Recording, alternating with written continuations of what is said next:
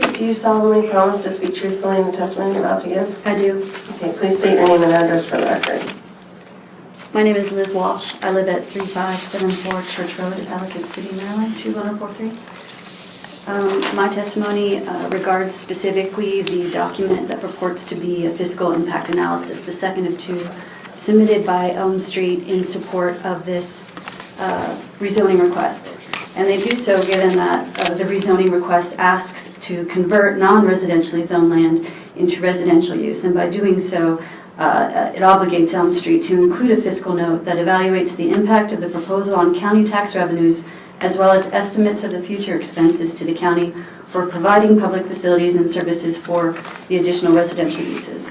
I think, as has been noted already, the 5-page summary that now purports to be the financial or the fiscal impact analysis is not sufficient for you to make an assessment as is required.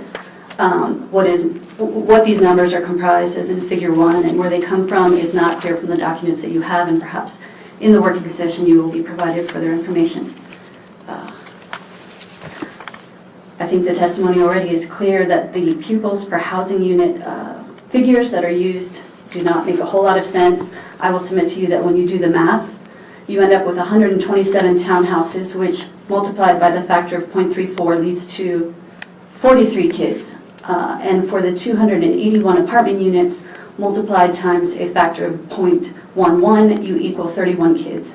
So for a development of 408 homes, 127 townhomes with 3 bedrooms, and 53 apartments with 3 bedrooms, you end up producing, according to this fiscal impact analysis, 74 kids.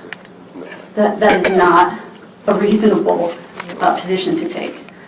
So I simply ask that you do require that this development make the requisite showing and show what the true expenditures that will be incurred by the county as a result of the true number of children that will be added to these school zones as a result of that. And I suggest to you, because I did the math, that according to the fiscal impact analysis, page 5 in the conclusions, Tischler Weiss reports that the cost attributable to the public schools as part of its analysis was 47%.